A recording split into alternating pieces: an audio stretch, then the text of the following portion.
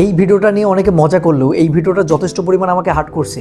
আজকের এই তারেক রহমান বা জুবাইদুর রহমান যে চেয়ারে বসে আছে, এই মুক্ত পরিবেশে সমাবেশ করছে, বিভিন্ন সবাই গিয়ে বড় বড় বক্তৃতা দিচ্ছে, পুনরায় আবার ক্ষমতায় যাওয়ার স্বপ্ন দেখতেছে। এই পরিবেশটা কিন্তু এই রাকিব, হামিম, হাসনাত, নাহিদ এরাই তৈরি করছে।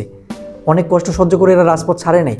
অথচ আজকে দেখুন এই তারেক রহমানের পায়ের কাছে বসতে পারাটাও রাকিবদের কাছে বিশাল বড় একটা অর্জন মনে হচ্ছে। আবিদদেরকে ঠিক ওই জাইমা রহমানের কাছে মাথা নিচু করে নিজের পরিচয় দিতে হচ্ছে। জাস্ট তারেক রহমান নাম ধরে ডাকায়, এটাই নাকি হামিমদের কাছে তার সারা জীবনের বিশাল বড় একটা অর্জন। তারা মনে করে এটাকে, মানে আল্লাহ না করুক আবার যদি এই দেশটা ফেসিসদের কবলে চলে যায়, তাহলে দেখবেন যে রাজপথে এরাই থাকবে।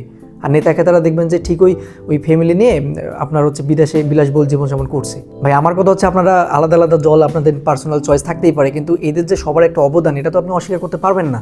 আমি কোনো পক্ষে সাবাই গাচ্ছি না বা আমি তারেক রহমানকেও ছোট করছি না, আমি জাস্ট সিস্টেমটাকে দোষ দিচ্ছি। এই যে পরিবারতন্ত্র, এই পরিবারতন্ত্রের সামনে আমাদের বিপ্লবীদের যে অসহায় আত্মসমর্পণ, এই বাস্তব চিত্রটা আমি তুলে ধরছি। আর এখানে না এদেরও দোষ আছে।